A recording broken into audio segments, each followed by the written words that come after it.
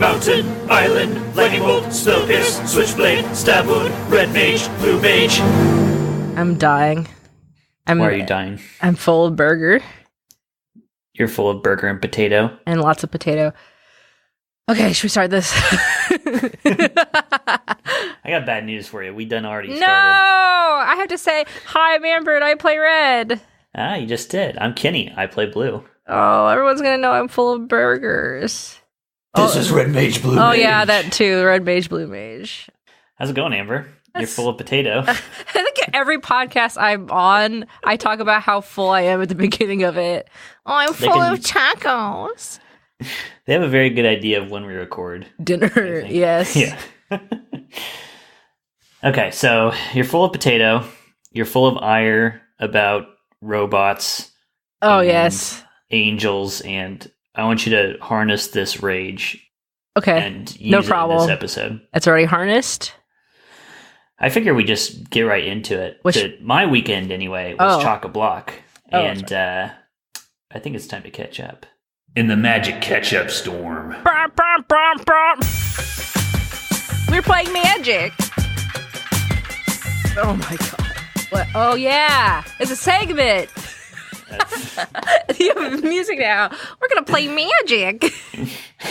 We're playing Magic. We're playing Magic. Yeah, so it's the Magic catch-up storm. So let's talk about Magic that we played recently. Do you want to start? Yeah, because mine's pretty light. So I think last episode or a couple of episodes ago, I talked about me putting together a Goblin Angel deck, which I have started construction on and have been play testing like it. A Death Star. Yes, and I've been play testing with it, and it's going all right. I have to tweak some things because it's not moving like the way I want to move it. It should be moving. So what are the roadblocks you're running into? I am not.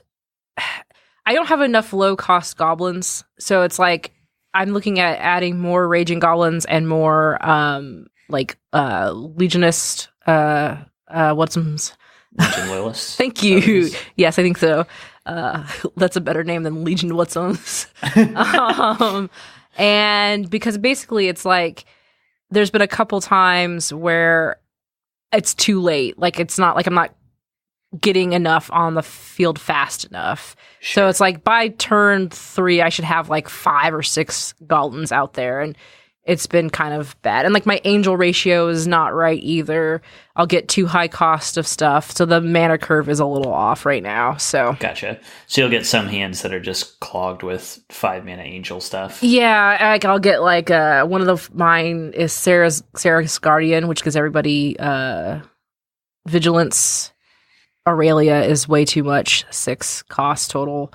Mm-hmm. Just I have to figure out. It's like the angel should be present in a lesser way than the goblins should be. Right. So those are your top end finishers, and you don't need nearly as many of those. I was sending you snaps out. I think I also put pictures of it on the Twitter, which is what's our Twitter again? @RedBlueMTG. Thank you. There was one time I had like 34 or close to 40 goblins on the field, which was pretty fucking nice. Yes. And then also I finally got to use Angelic Destiny on Kranko, which was really cool. Which is kind of like self-actualization for you. Yes. But then my favorite game that I did, my favorite game that I played was when I was like pushed against the wall. So I was like, oh no, what am I going to do? I only have 4 goblins out here. I have this Angelic Destiny card. So I just chose one rando goblin token to become a 5/5 flyer, which was pretty nice. So out of curiosity, was there any kind of like, what went into the decision-making process of choosing which token got to be ascended, or was it just purely you? I just random? Yeah, it was random. It was completely random. So it's one of these goblins just it's like being chosen by the claw. Yes, exactly. Reach down, a hand comes down from the heavens, a sunbeam parts on the battlefield. You know. Yes. And all these goblins dead around him, and he's not even crying. He's laughing in complete. Yeah. And then I'm beautiful. The clouds part, and he's now He's rising still above. It's, of course, very hideous. but bathed in holy light. Yes, chosen. So that was basically what I've just been trying to play this deck a lot. Tune it up. Yeah. Well, it sounds like the fix is at least relatively straightforward. Cut down on some of the angel slots, which makes room for some of the cheaper goblin slots. Yeah. I really should just have angels that are like the Sarah's Guardian, which is a protection. No, it's vigilance. All the creatures have vigilance. Oh, I see. And I'm thinking, I mean, of course, I want to keep Aurelia for obvious reasons. And then adding those little ones, one cost raging. The one drops. One raging hasters. I feel like, other than Goblin Guide, which as we've discussed is just way too expensive to put in the deck, I feel like there's got to be other like one drop goblins that you'd rather have in there. Because raging is just a 1/1 haste for 1, right? Yeah, but the thing is like it's the Legion Loyalist is the only other one that I found that I really liked that was a 1 cost. I haven't really looked hard, but it's definitely one of those things where it doesn't really matter. I just need to get something out there. And if it's out there, it's good because I have Krenko and they count towards that. He just cares about how many goblins are out there. Yeah. Sure. So it doesn't super matter. And again, you're not trying to, for people who maybe didn't hear that episode, you're not trying to optimize it for modern play by any stretch. No. Oh, God, no. I've spent like $45 on this. There's no way this is competitive. Which means you would need to spend another $1,100 to make it. Yeah, well, it's funny because Brandon, who was playtesting, Brandon was my victim in the playtesting. And he actually did really good holding his own with a standard deck that he's been building, which is an undergrowth. Right. And also he put together a pure mono white modern deck based off just what we had in the house, and actually held its own because it's fucking lifelink out the fucking ass. Oh God, and the stupid that's hawk. Out of the actual cards, because you were mentioning he built a proxy deck. He did build. Well. Yes, so the decks I playtested my deck against was undergrowth deck, a mono white modern that he just put together from what was in our house and actual cards. And again, it was lifelink, vigilance, bullshit. So, and enchantment destroyers. And then there was the proxy deck he built off of a modern right now. I think it's called The Rock. Yes. Which is like an $1,100 deck. My little goblin deck did pretty good. Goblin Angel, excuse me, against that $1,100 modern The Rock, which is sweet. Yeah, I mean, we only did 2 games, and it was 1-1. I say held my own. Hey, that's still great. But also, he doesn't really know like the meta of it. Yeah, sure. That's still awesome. Okay. I want to hear more of your adventures with your Goblin Angel deck. Oh, I'm taking lots of pictures and putting them on the Twitter. Yep. All right, you. Going out the tokens. Yes, cranking out the tokens. Excuse. I laugh at it like that. I think I made up the pun originally. No, I did. So I think it was me. No, I'm pretty sure it was documented. We can go back and listen. We can, and it was me. It was me. Well, we'll find out. 100%, because I was so proud of myself. I don't get very many opportunities to shine. So cranking out the goblins was definitely a me. All right. You know what? You're right. It was you. Okay, let's talk about your magic. Enough of this. So I had a friend of mine visit me this past weekend.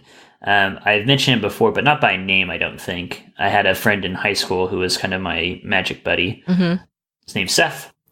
And he visited for the weekend, and a huge portion of our weekend was just spent playing Magic. Mm-hmm.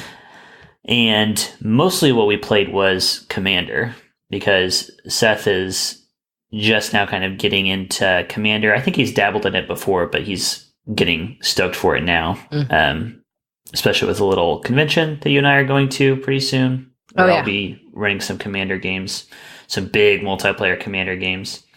So he built a mono-black vampire commander deck, which is cool anyway to build a tribal commander deck. Who was his commander? So his commander was Erebos, god of the dead, who was not a vampire. So he had... But god of the deck dead, so... Right. That's what I said, too. At least it's thematically appropriate, you know? But basically, Erebos, the commander... if you don't know what he does, most of the time he's not even a creature. He's one of the Theros gods. He cares about your devotion to black mana. And he only becomes a creature if you have enough black mana symbols among your permanents. So most of the time he and I were playing, it was just an enchantment. And it just lets you draw extra cards. It's just a consistent way for him to draw cards, basically. But what the deck is doing, it's playing a lot of vampires, obviously. And the other sub-theme that it has is big mana. So there are a lot of black cards that do things like let your swamps tap for 2 mana instead of 1, or lands that you pay 2 and tap the land, and then you get a mana for each swamp you control. And then there's different kinds of shades that double your mana, and then he included artifacts that double your mana. He's just trying to make a huge amount of mana. Okay. Basically. For what? So with that large amount of mana, you have Erebos, you draw a load of extra cards, you get a lot of extra plays. Okay. It's just this engine that gets rolling where you're drawing cards and producing huge amounts of mana. So you're just playing a bunch of cards. It was really cool. It was really fun. But speaking of mana, to do a callback to a previous episode, we talked about most bullshit cards. Oh, yeah. And I don't think I said Seth's name, but I mentioned him obliquely when I said a friend of mine in Cube always has Soul Ring and always has it on turn 1, and it's Seth. And he has Soul Ring in his commander deck. Pretty much every commander deck runs Soul Ring because you should. It's one of the reasons I don't like it, because I don't think it's an interesting choice to put it in your deck if every deck wants to have it. But he had like back-to-back games where he had turn 1 Soul Ring and was just right off the bat 2 turns ahead of me. And I've been over it, so I won't get into it again. But it is Seth's way. He always has it. So I can't even say anything. So we do the official thing. We cut the deck, so there's no foul play afoot. Yeah. Seth's a good dude. I don't think he's up to anything bad. But he just is a total luck sack for always having Soul Ring on turn 1. So my question is, you have all this mana, but what do you do with it? All this mana, nowhere. You're just it's like Scrooge McDuck over here. You just jumping into your mana vault and just swimming around in your mana. So one game, the finisher that he had, he played a card called, I think it's called Exsanguinate. Oh, yes. And it just is a life drain spell. You pay X into it, you deal X damage, you gain X life. And so he would search that up, and he would have 30 mana, and he would just drain me for 30. Beautiful. I approve of this. And he also had a combo that I have in one of my commander decks as well, which is, I can't remember the names of these 2 enchantments, but there are 2 black enchantments, and they're kind of opposites of each other. One says, whenever you lose life... No, I'm getting it wrong. It says, whenever an opponent loses life, you gain that much life. And the other one says, whenever you gain life, an opponent loses that much life. Ooh. So if you get both these on the battlefield, and you do any damage, or you gain any life, it infinitely cycles and you win the game. Gotcha. So these were the 2 combos. And of course, those 2 enchantments, Erebos, he draws you cards, and you have to pay life to do it. So he's a free trigger for that as well. So those were kind of his win conditions, in addition to just running your ass over with all kinds of vampire lords. Sure. So he did have stuff to do with the mana. It was not a do-nothing deck. Well, it's the way you presented it, you just had all this mana. No, he had something to do with it. It was pretty cool. Seth famously, one of his favorite cube win conditions is that Elixir of Immortality that you also like. It's an artifact where it's a cheap artifact. You tap it, you sacrifice it, you gain 5 life, and it shuffles itself and your graveyard back into your library. And so Seth would play these control decks in Cube where he just is controlling, he's countering spells, he's drawing cards, he's destroying things on the other side, but he has no win condition except to just outlast you and let you deck yourself while he just shuffles his graveyard back in. Ugh, I don't approve of that. Yeah, that's gross. Even I don't approve of that. And I play, Winter Orb. Okay. So, I guess I should briefly mention what I had going on. Yeah. My favorite deck that I had. I built this last year and I kind of forgot what was in it. It was a Teferi deck, the Planeswalker, the mono blue Planeswalker that was specially made to be a commander. And it's got a bunch of different blue and colorless Planeswalkers in there because that Planeswalker eventually gives you an ultimate where you can activate their loyalty moves on other people's turns. It has a sub-theme of morph, tons and tons of morph cards. And it has a bunch of things that disincentivize your opponent from attacking. It taxes them, makes them have to pay to attack you, bounces creatures back to their hand if they attack you.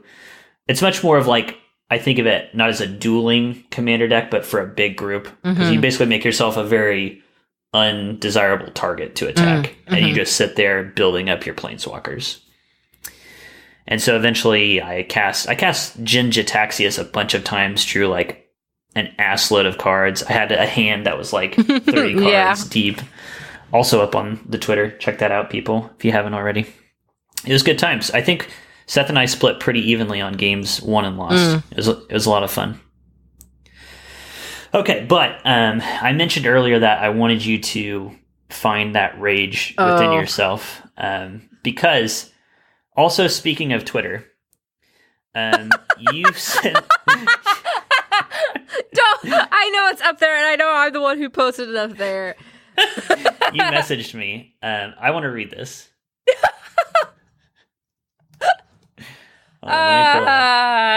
Jeez.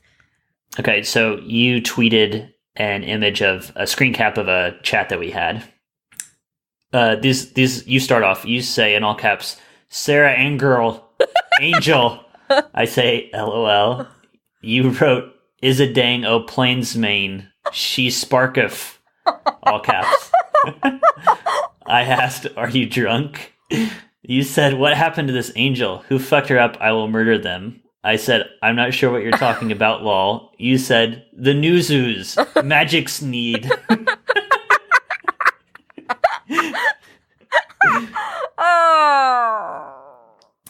These are the incoherent ramblings of a homicidal maniac, so I think it's only appropriate that we enter a little bit of a discussion here. Cue the music. Once again, it's time for an academic debate between a civilized scholar and a homicidal brute. Let's begin. Oh, man. So let's get into this. So to set the stage, I looked up the news. There was an announcement made recently. Did you want to get into the news? So here's the thing, right? Just letting everybody know right now, I don't read. I don't read anything. I don't keep up with anything. I don't know anything. Shh. Okay. I'm just saying. So when I was in the car driving back home and my passenger, Brandon, was talking to me about what was going on and who is primarily, like, I get my news from other people, essentially, and then I'll go look it up. Because I don't really spend a lot of time reading stuff online. Sure. Unless it's clickbait. So, I'm being told that they're making a Planeswalker card in this new, was it Modern Horizons? Yes, Modern Horizons. Yeah. A modern set. Just for Modern. Just for Modern, yes. Cards that will never enter Standard, but new cards. Yes. And he was like, Sarah Angel is going to be a Planeswalker. And I just was like, what? First off, I didn't know Sarah Angel, like the Sarah, was... Sarah Angel fame. Yeah. I didn't know she had, like the ability to, like, poop out angels herself, and that all of them, she named them after herself, like, so fucking narcissistic anyway. And so I'm just like, fuck, you know how I feel about Planeswalkers in the first place. I'm like, she's an angel, and somebody fucked her up, because that's how Planeswalkers fucking become Planeswalkers. There's no joy or happiness. So who fucked up this angel? And I'm like, was she always an angel? Because when our angels in Magic the Gathering, I don't fucking know. I'm probably looking at my mouth. You're actually drooling right now. Mad dog Amber. Excuse me. There's French fries falling out of your mouth right now. No, it's not. Shut up. I'm just very passionate about this lore that doesn't make any sense to me because I don't fucking know. So what is the fucking... As far as I can tell, and this is just from the grapevine, again, I haven't really read anything. I was just told that she poops out her angels and then also is like, this is my plane that I made and here's a unicorn and here's something happy, which is a great thing to do if you're going to be a planeswalker, I suppose. But still, what? I'm just nodding. I'm saying as far as like things that planeswalkers do, making a happy place with angels and unicorns is... And like flying hippopotamuses. It's pretty high up there. Right. So anyway... What do you know about Sarah Angel to make me less rageful? Or am I just going to get more rageful about it? I think you're going to get more enraged about it. Well, first of all, I don't think it's unreasonable for you to be kind of upset about it because Sarah Angel is like such an icon of Magic. Like, yeah. For a lot of players, that card like is sort of emblematic. This is Magic the Gathering. Right. You know? Like, one of the things I told James Intercasso, I was like, we're starting a podcast about Magic the Gathering. And he was like, is it going to be about Sarah Angel? And I'm like, I don't know. But guess what, James? This episode's for you. Because it's about Sarah Angel. It's about Sarah, specifically. Yes. Right. So... Yeah, again, I don't think it's unreasonable for you to be upset that they're sort of like, you know, tampering with your understanding of who or what Sarah is, right? So here's a question I'll shoot back to you first. So when you saw the card Sarah Angel, what is the function of that word Sarah in that card name? Did you say to yourself that's her name? Did you say to yourself that's where she's from? Did you say what? So for me, when I saw Sarah Angel, I thought that was just like, I didn't like. That's just her. That's the angel, Sarah Angel. Yeah, Sarah Angel. And I can't even remember like seeing that card when I first started playing Magic. Yeah, totally. So just Sarah Angel. I didn't know anything else other than that's her. And you and I like because again we started playing Magic roughly the same time, around 2007, something like that. Mm-hmm. And so we didn't have the alpha art of the. Yeah. I'm posing as the original Sarah Angel. It's exactly the same pose. It's beautiful. Good job. Yeah, and and you and I were looking at like the 9th edition, the 10th edition art of the huge, beautiful flowing wings, the battle armor, the clouds. Really beautiful. To me, that was my version of Sarah Angel, and it was just as iconic to me. They used that as like their big promo material when I was first getting. So like it is like kind of a core icon of the game that they're fiddling around with. And I bet a lot of players are in your boat where they're like, Sarah is a what? Right. What is this? So she herself is not an angel. Sarah's not an angel. What? Yeah. Did I just blow your mind just now? I'm mad. She's not an angel. She for a long time was mistaken for a god, basically a goddess. Why? She's a planeswalker. Did she do anything cool as just a normal planeswalker? I mean, you've kind of highlighted it. She just made her own plane. She created a race of angels. Can any planeswalker just create their own plane? Okay, so this gets us back. We mentioned this a long time ago in a Welcome to Flavor Town. We were talking about Nicol Bolas and his whole fucking deal. And how his whole deal is planeswalkers used to be basically gods. Yeah. And then this cosmic event called the Mending happened. And now they're a lot less powerful. They're basically just wizards who happen to be able to travel between worlds. Oh. So back in the godlike days, every planeswalker had the ability basically to create worlds, create creatures. Like Karn created a plane. And populated it with all kinds of shit.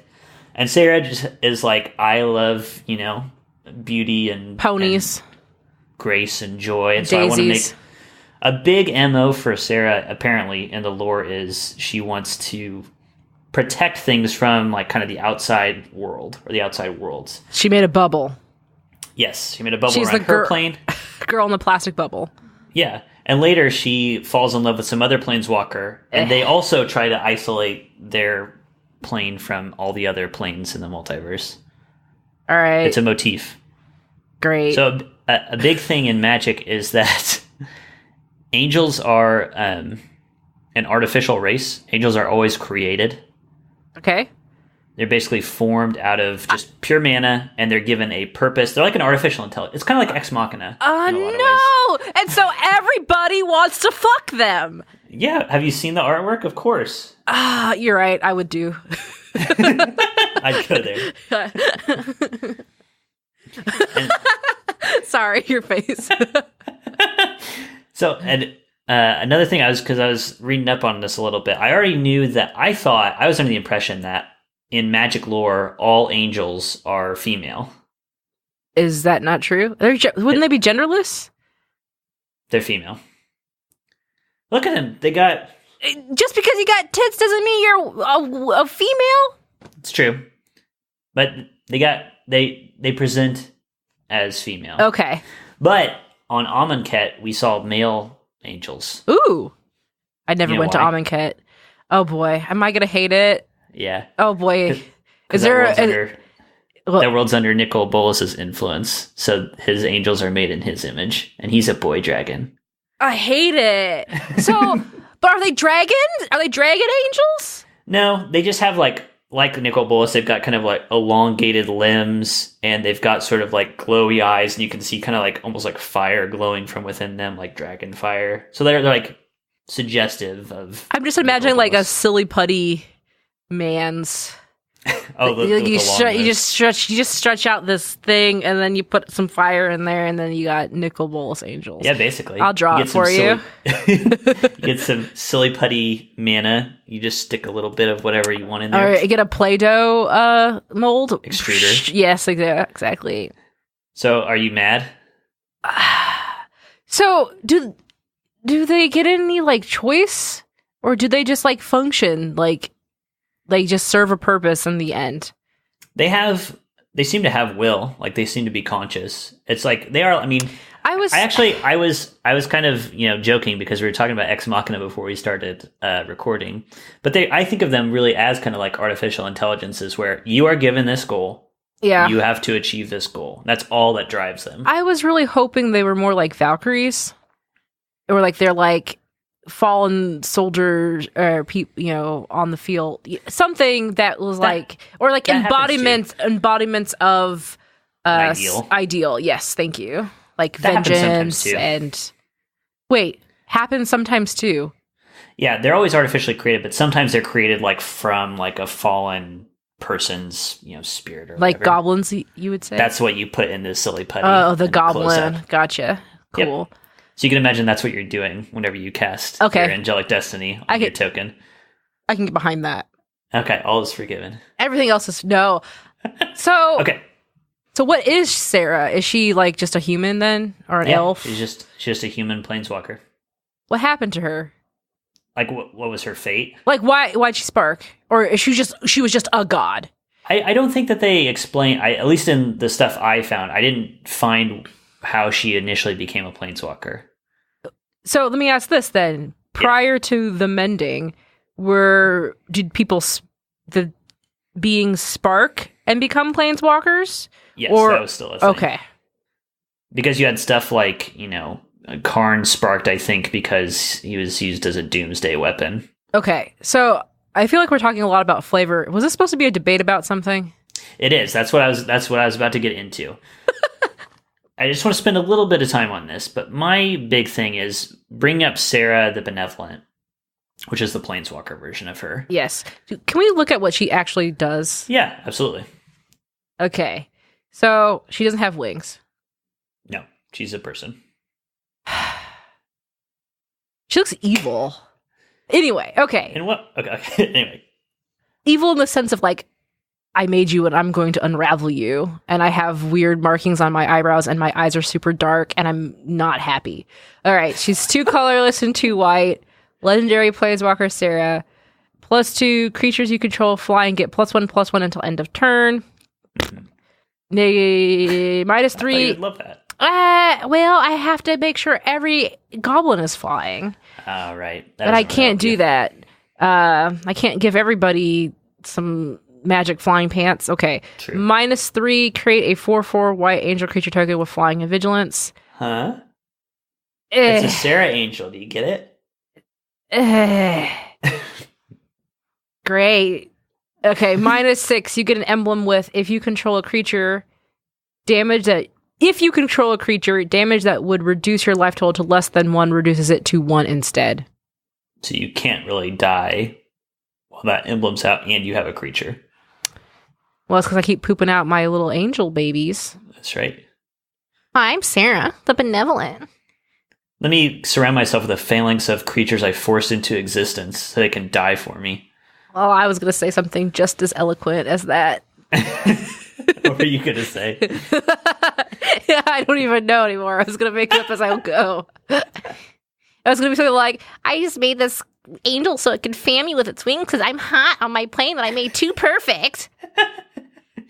But not perfect enough for me. Warm. I need to cool them down a little bit. They eat potatoes in Sarah's plane. How could they not? It's heaven. I would imagine it's cotton candy or like frozen yogurt or like the clouds. You just get a scoop of that. Hell yeah. I mean, do Sarah's angels even need to eat? That's the thing, right? It should have been Sarah's angel. Exactly. Not Sarah Angel. Fucking name things right. Okay, so back to the core question here that I had. So they have this planeswalker, Sarah the Benevolent, based on a very, very old character, like a character from early Magic days. They've been in the habit of, in supplementary products, taking old characters that never had a card and giving them cards now, especially because a lot of the beloved characters were planeswalkers, and in the old days, there were no planeswalker cards, and they had a policy, they won't appear on cards. But now you got stuff like Urza being printed in an unset. Freyalise is a green planeswalker that existed way back in the day. There are other examples too, but these old characters that are now getting these cards, even though the character, like Sarah's dead. Sarah doesn't exist in the storyline anymore. Well, then why the fuck is she on a card? Because nostalgia. This is my question. Okay. Do you think, is it a good idea to reprint these ancient and beloved characters as cards? Is that smart? Well, it's like, again, I can see things in lots of different ways. One, where from a marketing and like R&D aspect of it, it's nice to have this backup lore to put into, use. Like, you don't want to, like, it just in general, like, if you have the pieces and parts sitting around and you can do something with it, you should. I think it's not unwise. It's nice to have something to draw on. Not so unwise to explore that option. It's confusing to me. Like, so for instance, Modern Horizons. This is a modern set. It has nothing to do with the current timeline or story. And I think that's fine. I think it would make sense to put it into like what's going on now in the Ravnica world, like the next set that comes out. That wouldn't make any goddamn sense unless some character is coming back because of all the planeswalkers. So, like, in Dominaria, together. we got a new Teferi Planeswalker card, who's an old character, but Dominaria is his world. He's an old man now, so it makes sense to bring him back. So, I don't think it's not... I mean, I'm just foaming and raging at the mouth because I don't know things. It's not necessarily a problem you have with them reprinting these old cards. No, or like it doesn't matter. It's just like I'm just confused. And usually when I'm confused, I get angry. And when I get angry, I drool. So that's why that all happened. Dang plainsmans over here. Plainsman. Most plainsmans make me angry anyway. Because I don't really understand. It's just more stuff to fiddle about with when you could just... Sure. So, I don't know, like, it makes sense that they would do it, like I said. Is it good? Yeah. I don't know, like... To me, it makes sense in the way that, them making a new remake of Batman makes sense. Like, it's a moneymaker. It's a sure thing. Yeah. Right? Mm-hmm. This is a known property. It's a thing that we know that people love. We've surveyed the shit out of people. We know people love angels. We know people love Sarah. Yeah. They recognize the name Sarah. Obviously, like, you recognize the name Sarah. Mm-hmm. this is a good thing. This will get people excited. So it makes sense from that perspective. So what's yours? What's your perspective? I think it's just so hard to make something that can live up to expectations at this point. Like a character like Sarah has been built up. She has so much surrounding her. Like, how do you make a card that lives up to it? To be fair, I think most people actually like the card. Mm-hmm. Most people are looking at it and they're like, oh, her 3 abilities are like 3 different magic cards that all make sense with who Sarah is. Mm-hmm. Like, she makes Sarah angels. That makes sense. She created this race of angels. Her ultimate is worship. It's like her angels are worshiping her, you know? So I think people like that stuff. And she's clearly a powerful card, which, doesn't hurt. Yeah. But I don't know. Like, I see these old cards like Freyalise reprinted as a Planeswalker, and it just, for me, it just can't help but disappoint me because the image I have in my mind has been built up for so long. Do you know what I mean? Maybe. Like, how do you live up to the expectation that's been built up over 10 years or 15 years or 20 years or whatever? I'm trying to put it in a way, because I haven't been playing, I barely know anything about Magic. I'm trying to think of a way to put it so... As far as the lore goes. Yeah, it's like getting excited about the 7th Harry Potter book, and then like the first half is just backpacking through Europe. You're like, this isn't interesting or fun at all. Right. I mean, you're just all angry at each other, and there's this awkward scene where we get to watch Harry and Hermione make out, and Ron cry about it. Right. Through an like amulet. A scene of domestic abuse. Yeah, and things like that. You're like, oh, I'm so excited for this, the end and the conclusion of the series, and then you get sad teenage angst through Europe. Totally. Or like, my analogy is going to be like the Star Wars prequels. In the original trilogy, we have all these references to interesting ideas. Like, we hear things like the Clone Wars, and in your head, because it's left to your imagination, you're like, what are the Clone Wars? Yeah. That sounds awesome. Awesome. And then they actually show you something, and it's like tax reformation. Yeah, the movies. Tax it's almost rate. like it can't help but disappoint you because it was so much better when it was vague. Right. Like there's like a legend, a myth, like a myth. Yeah, totally. Like it was cool to have like these are called Sarah angels, and I came into it in a day and age where it's like I don't know who Sarah is. Like I don't know what this word Sarah means.